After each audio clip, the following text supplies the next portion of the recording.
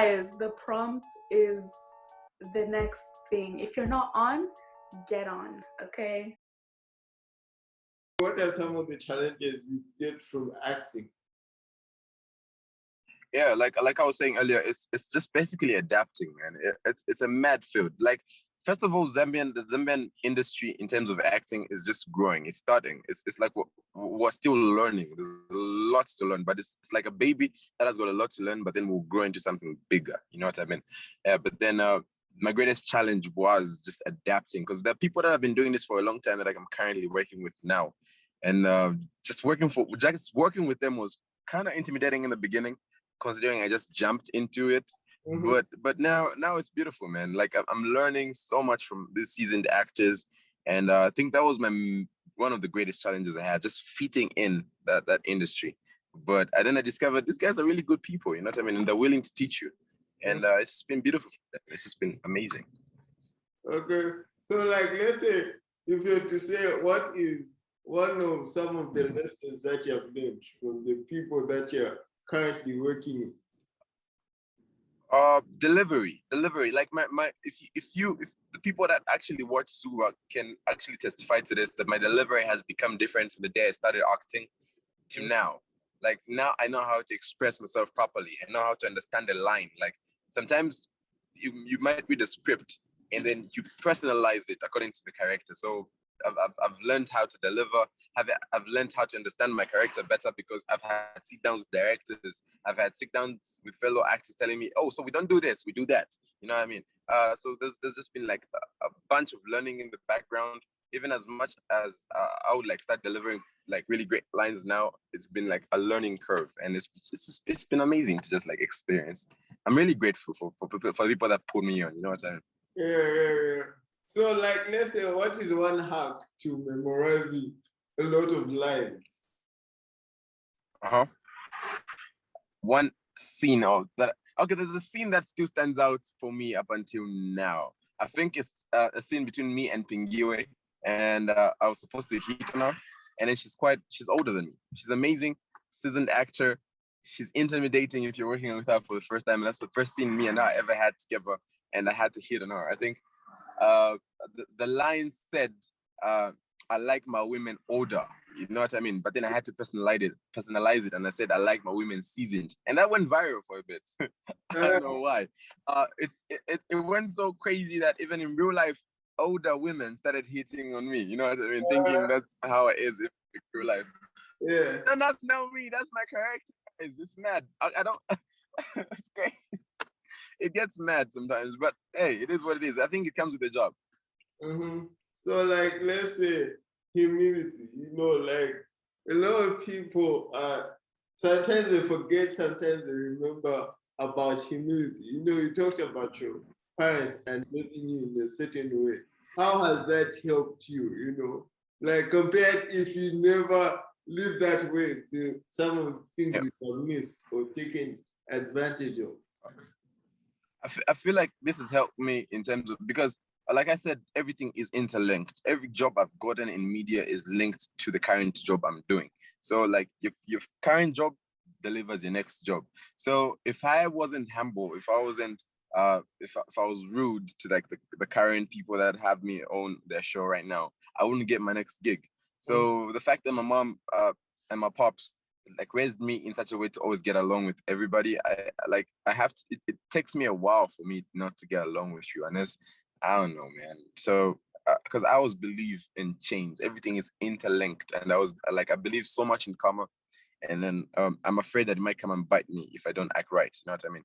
And I feel like that's one of the advantages I've gotten from this, is because the way I act or conduct myself on a current project is what gets me recommended for the next.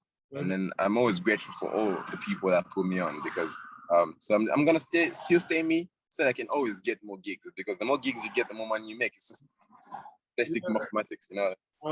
So you said you're also doing another show, right? So what do you do on that show, on Zambian?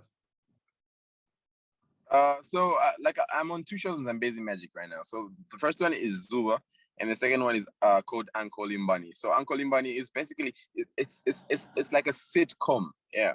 I can say. Yeah, and then it's my first comedy gig ever. And I know I'm a little bit funny, but I didn't know I was funny until I tried it out. You know what I mean? Yeah, I always thought I was a funny guy.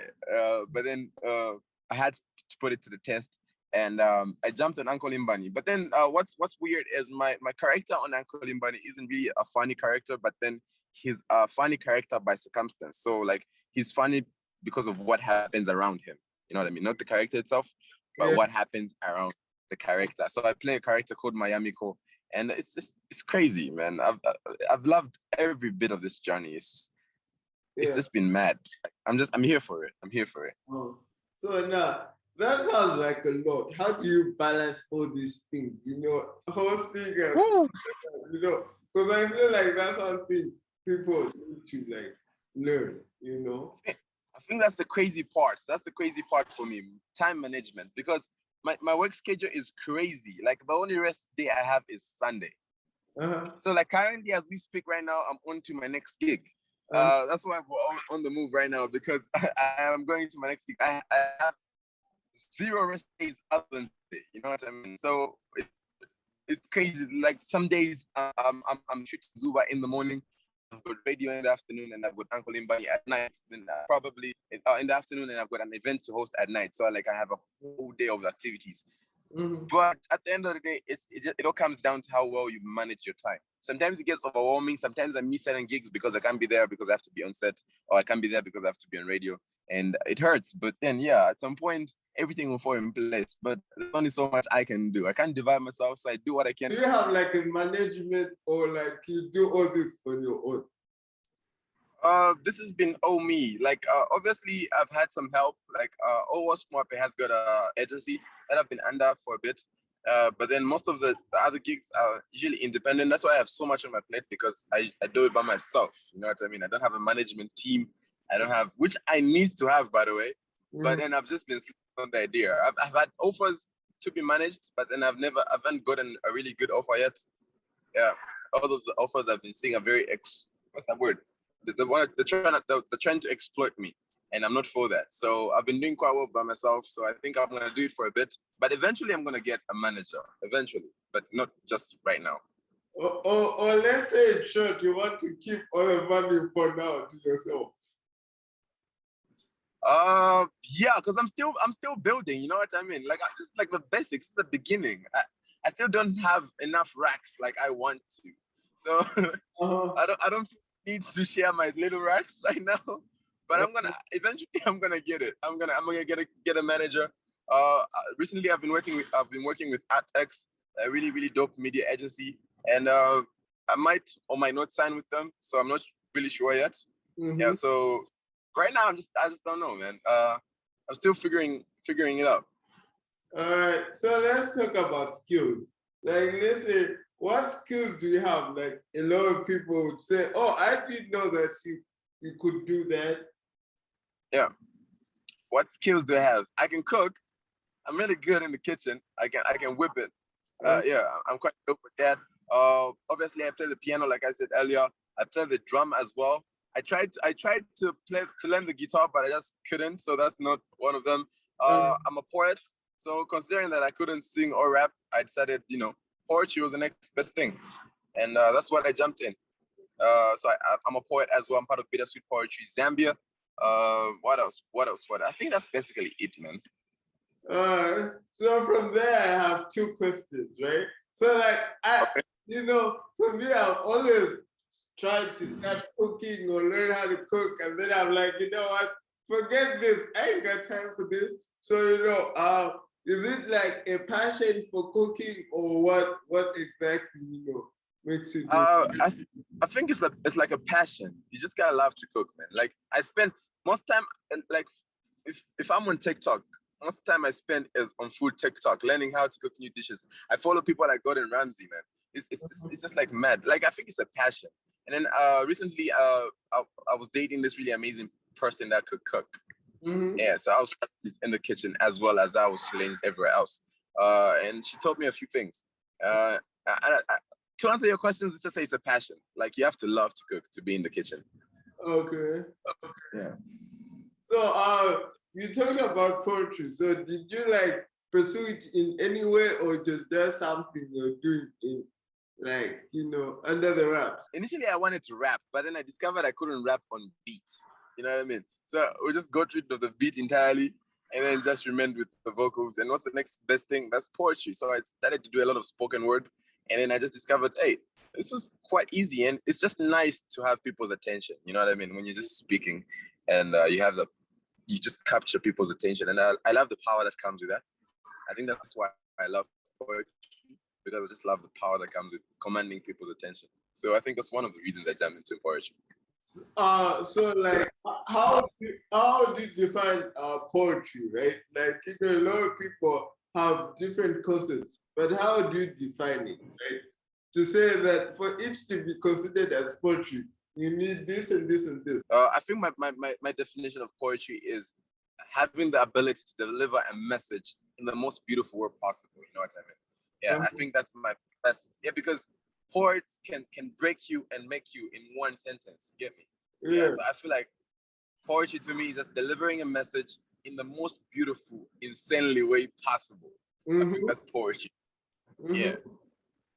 All right. That's the best definition. So what is something, like, what is your content about, like, during your poetry season? All right, so I only have three topics in my poetry. You see, that's about love, obviously about a female, or it's about God, or it's about mental health. So I only preach about three things: love, God, mental health, because I feel like these things are very important to me. So those are my only three topics, three subjects. That's it. Cool. So let's say in the next 5 years, right? What is something that you'd hope to do or look forward to? In 5 years, man, I should have my own media agency. You know what I mean? I want. Do you know how like Kevin artists have like on every platform? He's on YouTube. He's on TikTok. He's on your local station. I want to be that. I want to be that guy. So in 5 years, the plan is to have my own production company set, and that's what we're doing. So in 5 years, you guys should be able to, like, see my face all the time and just be annoyed. Yeah. One last thing, let's talk about work ethic. How important is it to have work ethic? I feel like a lot of people are so fast these days, and they're not patient enough to see something into fruition. I feel like my work ethic is, if you want something, you have to go get it. Like, there's no two ways about it. If you want something, you have to work towards it. And there's so many things I want. You know what I mean? And the only way I'm gonna get them is if I focus and put my mind to it and work towards it. And how am I gonna do that? If I put the proper mindset, the proper work ethic to do it. Otherwise, then what's the whole point? Yeah. Yeah. You know what I mean? All right. So where can people reach you? The easiest way to reach me, I think, is Instagram. Yeah, so it's just King Medad, King_Medad. I think that's the easiest way to reach me. Facebook, I am active on Facebook as well, but not on Messenger. Please don't text me on Messenger. I will not reply. It's kind of hard in there. It's a little crowded. I think TikTok as well. I'm mad responsive on there. So it's either Messenger or TikTok, or you can just shoot me an email. So yeah. So my email address is Musampa Medad, but Medad with a Y at the end @gmail.com. So yeah, those are the simplest ways to reach me. So any final words, or wisdom or anything, I think my final words would just be, school is important, obviously. But it's not school alone that can put you to where you want to be. You know what I mean? So if you're passionate about something, you're passionate about media, you're passionate about football, you're passionate about basketball, you're passionate about music, man, that's your bread and butter. You know what I mean? Work towards it and just go get them. Go get them. That's basically it. If you think school is the way to go, do that. If you think music is the way to go, do that. You know what I mean? That's the only way. That's the only message I have as a last word. Whatever you want is out there for the taking. All you gotta do is reach out and grab it. Thank you for being here, and to the youth, we all started from somewhere and we are now making it happen, right? Yeah, for sure.